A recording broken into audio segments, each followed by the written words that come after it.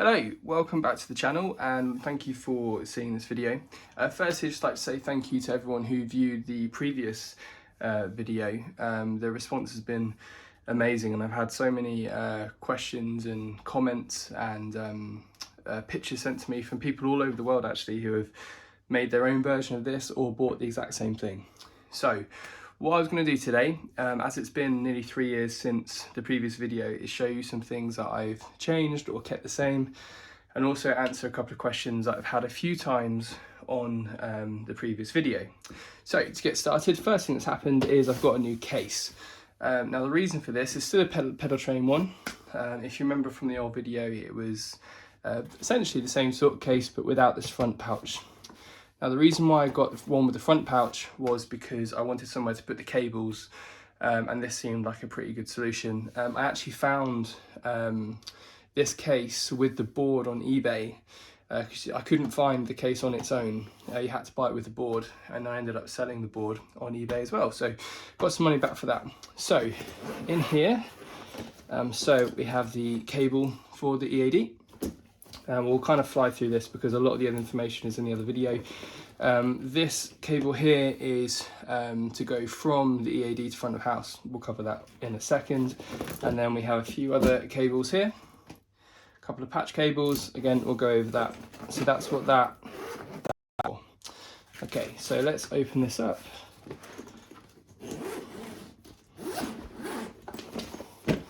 Okay, so as you can see, not much has really changed, besides there's a lot more dust. Here's the EAD module. Again, if you want to find out more about this sort of stuff, then just have a look at the first video I did. Let's take this out. This is a little clip, actually, which I ended up using. It's just to put your phone in, essentially, so I can get some live footage of me playing. Okay, let's take this out. We'll get rid of the case. Okay. So we have the charging cable for the iPad here. And besides that, not much has changed. Well, actually, nothing's changed on here. We're just going to go over a few questions that people have asked and why I do certain things. Okay, so again, here's the how it looks. Again, excuse the dust. Underneath, here's how it looks. Nothing has changed. Within the 3 years I've had this together, nothing has changed.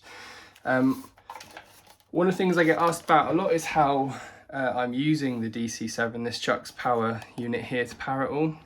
I looked for the email that I had from Cioks that explained it all, and I no longer have it. So I'm hoping that I'll be able to show you. So this is their green lead. No, it's their grey lead. The two here goes into the red lead, which powers the EAD, and then the green one here powers the Yamaha mixer. Okay, so if we do a bit of a close-up there, we can see what we've got this set on here. It's a handy diagram here showing on how to set different volts on the unit. So feel free to pause that right there so you can see what you need to use. Okay, right then, so pop that the right way around. So now going over some of the questions that I've been asked. One of the things that I do with this unit is I come out of the mono out and I use a splitter, a little splitter unit that I just got off Amazon. And a lot of people have asked why I don't come out of the headphone output here.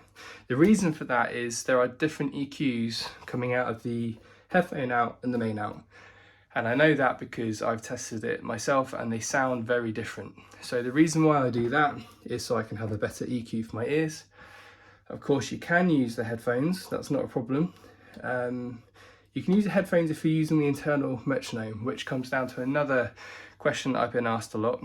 I don't use the internal metronome on here because all the gigs I do, the click is being sent to me via a backing track fired by somebody else, or we don't use clicks. So that's why. Okay, so next, we'll just talk about the next thing. We have a few effects on here.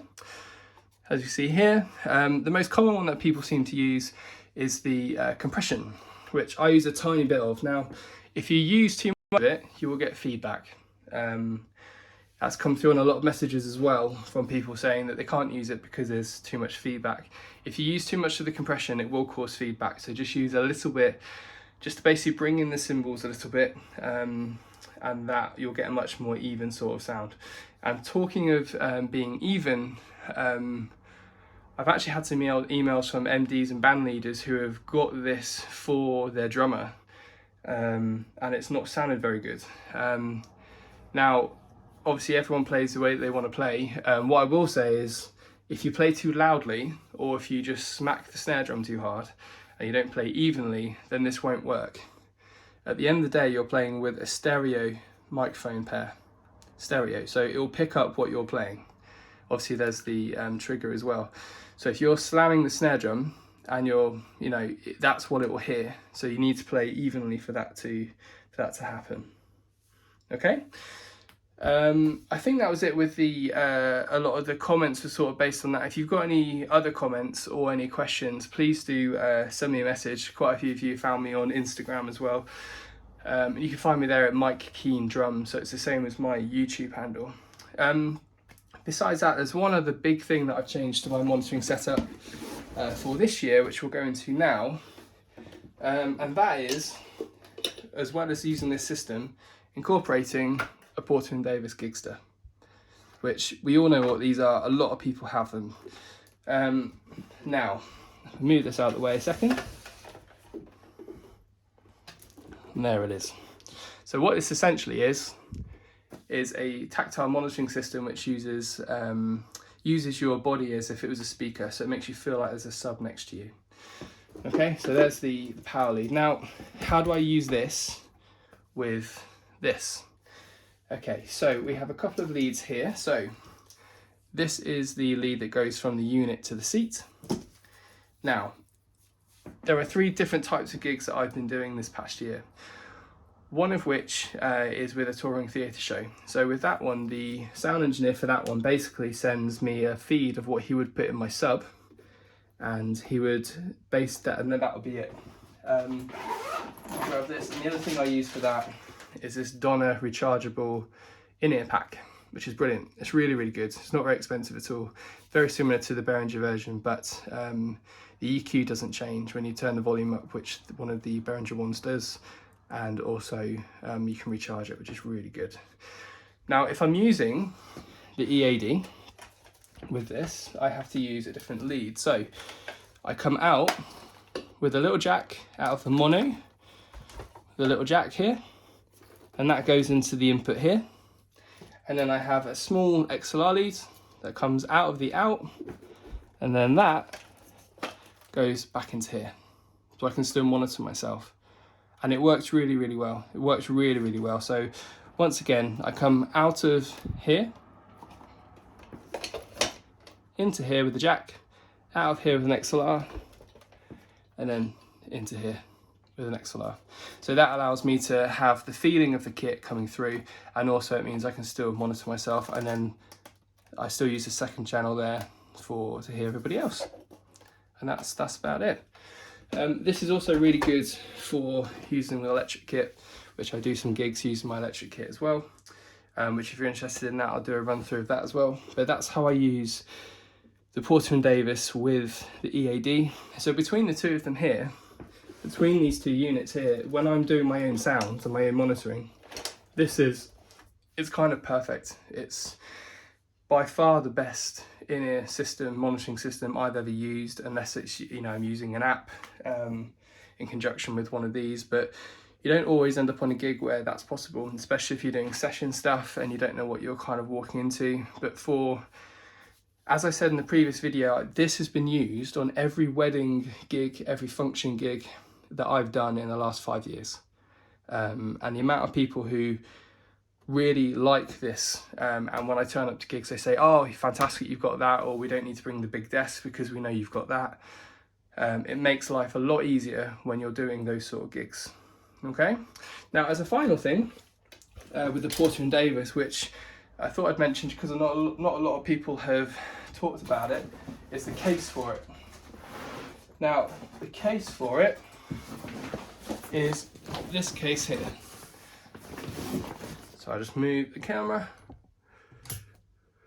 So it's this case here. So this is the protection racket, snare drum and pedal case. Now what we do with this one is the throne top goes in here. All these little cables here that I've shown you, these ones here, go into this pouch. And in here goes the throne base, is the actual Gigster itself, and I've got an extension lead in there as well.